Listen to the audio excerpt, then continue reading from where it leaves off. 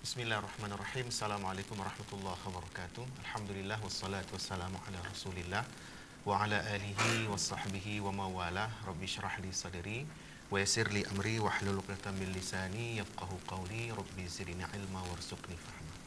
Para pemirsa HCTV yang dimuliakan Allah Subhanahu wa taala, alhamdulillah kita bersyukur pada Allah.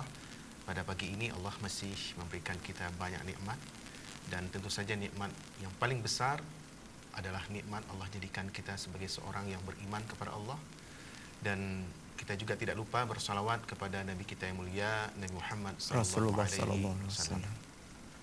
Para pemirsa HCTV Allah muliakan, pada kesempatan di Ustaz Menjawab pagi ini kita akan berbicara berkaitan dengan satu tema, yaitu info penting nabi-nabi.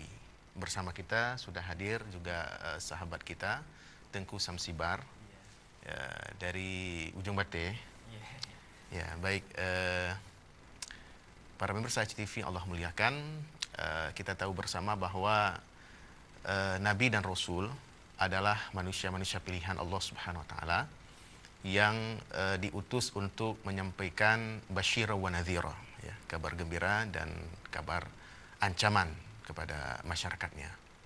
Kabar gembira yang dimaksud adalah memberitahukan kepada masyarakatnya bahwa apabila mereka mengerjakan amal-amal kebaikan, ya, di masa mereka hidup di dunia, maka mereka akan diberikan balasan dengan surga yang kekal dan abadi.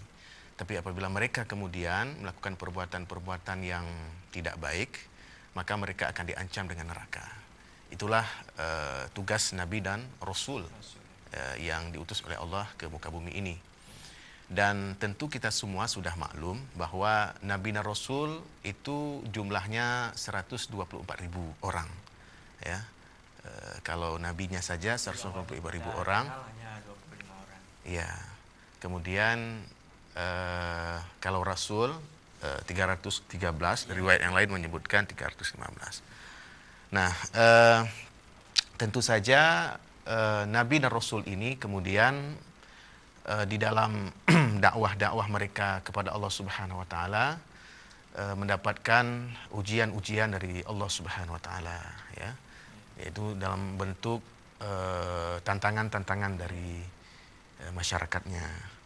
Tapi apapun tantangan masyarakatnya dalam dakwah para nabi ini tetap istiqomah, ya. Tetap istiqamah menyampaikan ajaran. Itulah Nabi Ayub. Nabi Ayub itu sangat banyak menerima tendangannya sampai tubuhnya menjadi luka-luki. Iya, di antara Nabi dan Rasul ini ada banyak Nabi yang sebenarnya mendapatkan ujian yang lebih hebat sebenarnya dari Nabi Ayub. Sehingga Nabi Ayub sendiri sebenarnya tidak masuk kepada Nabi Ulul Azmi. Ya, meskipun memang kita sering mendapatkan riwayat berkaitan dengan cobaan kepada Nabi Ayub, berkaitan dengan tubuh beliau yang luar biasa parah sakitnya.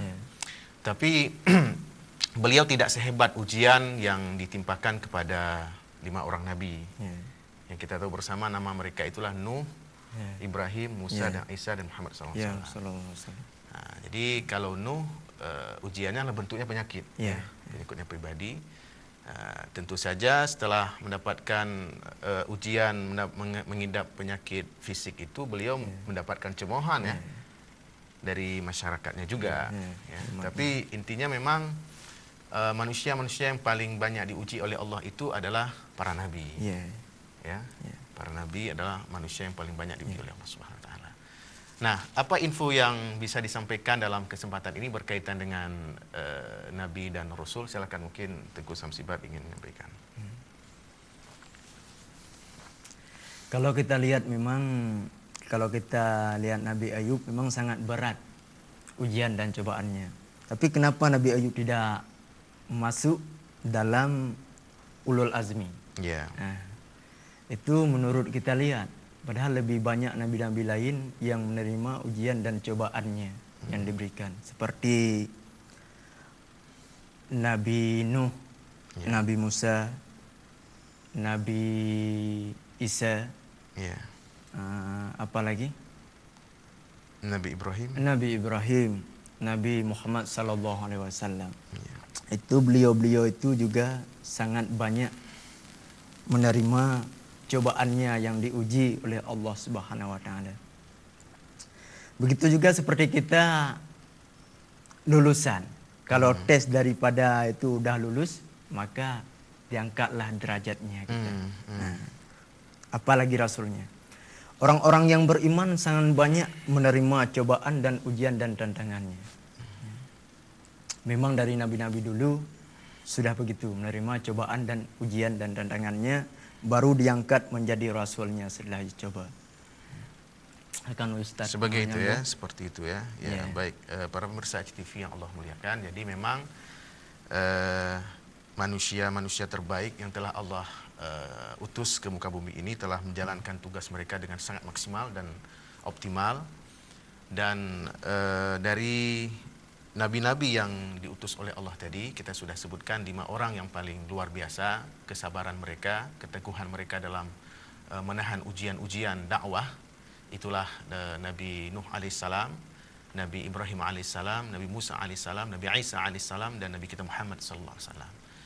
Dan informasi yang lain yang perlu juga diketahui oleh kita semua bahwa para nabi dan rasul itu hanya menyampaikan satu agama saja sebenarnya. Nah, jadi kalau memang selama ini mungkin kaum muslimin mengetahui informasi yang kurang tepat, ya, menganggap bahwa yang membawa agama Islam itu Nabi Muhammad. Padahal sebenarnya agamanya sudah ada dari dulu. Padahal agama Islam ini sudah dibawa oleh nabi-nabi yang lain sebelum Nabi Muhammad, ya. Sejak dari Nabi Adam itu sudah membawa Islam. Nah, tetapi memang kemudian Nabi Muhammad hanya menyempurnakan, ya, menyempurnakan ajaran agama-agama yang sudah disampaikan oleh nabi-nabi sebelumnya, ya. Nah, jadi ini sekaligus ingin menjelaskan kepada kita semua bahwa jangan sampai ada anggapan Nabi Muhammad lah yang membawa Islam. Sehingga kemudian dengan anggapan yang seperti ini menganggap para nabi tidak membawa Islam. Ya. Misalnya nabi-nabi besar yang telah membawa pencerahan kepada bangsa-bangsa di dunia ini, misalnya Nabi Musa alaihissalam, itu dianggap sebagai pembawa agama Yahudi, ya kan? Kemudian Nabi Isa alaihissalam pembawa agama Nasrani. Padahal bila kita baca sejarah lahirnya agama-agama ini, itu ternyata agama Yahudi itu baru muncul pada tahun 930 sebelum Masehi. Nah, jadi setelah meninggal Nabi Sulaiman alaihissalam, lalu kemudian Yahudi terpecah. Ya. Tidak ada lagi nabi yang kemudian disegani oleh orang-orang Yahudi, sehingga mereka pun kemudian membunuh nabi-nabi yang diutus kemudian, seperti Nabi Zakaria. Ya. Mereka bunuh Nabi Zakaria, dibelah badan beliau, kemudian Nabi Yahya ditebas leher beliau. Nah, ini menunjukkan bahwa setelah meninggalnya Nabi Sulaiman alaihissalam, pada saat itu mulailah lahir agama Yahudi yang berbeda sekali dengan ajaran disampaikan oleh Nabi Sulaiman, oleh Nabi Daud, ya, yang Nabi sebelumnya, ya, Nabi Musa, ya, Nabi Yusuf dan seterusnya. Nah, itu berbeda sekali. Dan sangat keliru kalau ada yang menganggap bahwa Nabi Musa itu menyampaikan agama Yahudi. Kenapa? Karena agama Yahudi itu tidak muncul di zaman Nabi Musa, tapi muncul setelah meninggalnya Nabi Sulaiman. Seperti Nabi Isa alaihissalam, orang-orang yang bukan Islam memikirnya bahwa Isa alaihissalam sudah disalib.